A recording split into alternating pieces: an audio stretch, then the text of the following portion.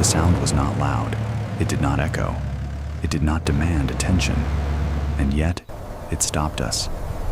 Across the vast African savanna, under a sky bleached pale by relentless heat, a faint sound drifted through the air. It was thin, fragile, nearly swallowed by the wind.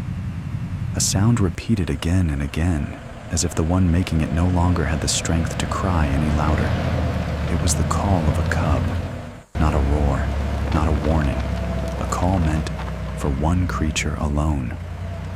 When we moved closer, the land seemed to hold its breath. No one spoke, no one rushed forward.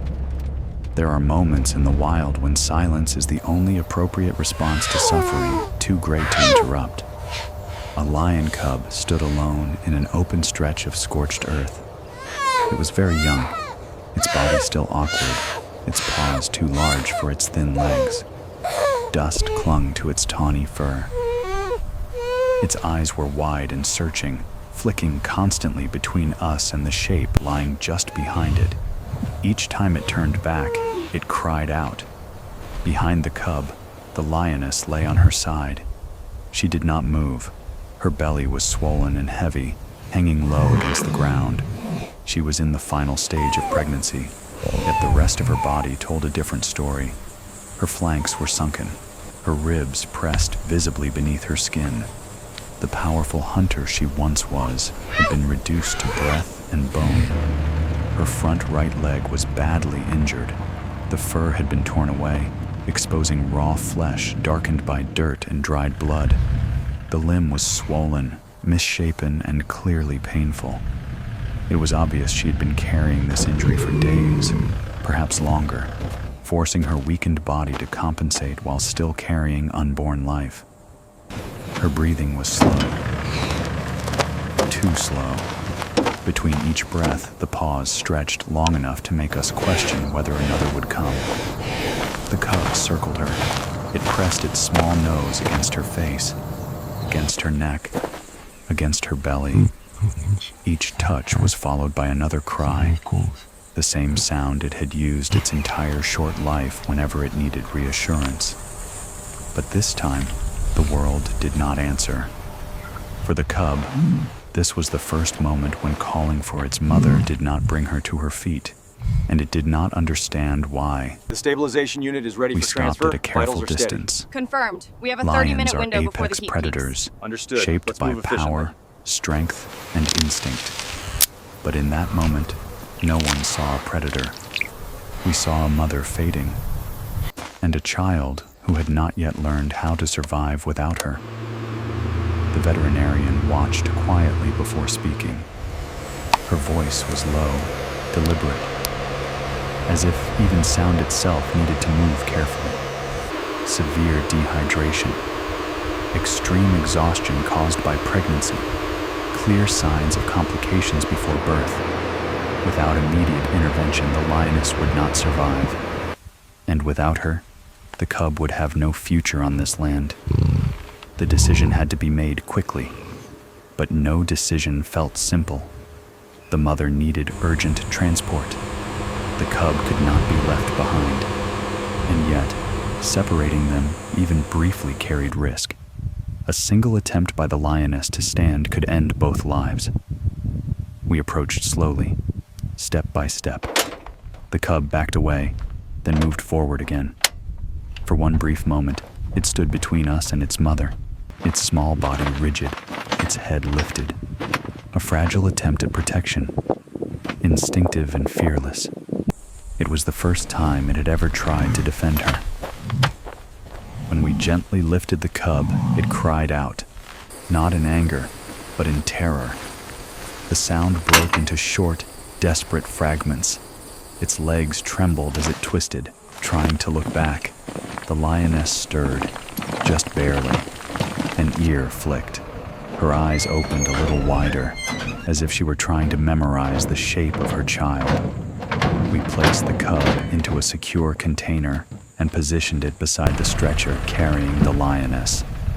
Close enough for scent, close enough for sound, close enough to prevent the crushing fear of abandonment. The vehicle began to move. The savanna slid past in waves of heat and dust. Inside, no one spoke. There was only the steady hum of the engine, the labored breathing of the lioness, and the cub's cries growing weaker as exhaustion took hold. At times, the cub fell silent for long stretches. Then, suddenly, it would cry out once more. A single sound, as if checking that its mother still existed. At the Wildlife Rescue Center, the air was tense but controlled. Fluids were administered.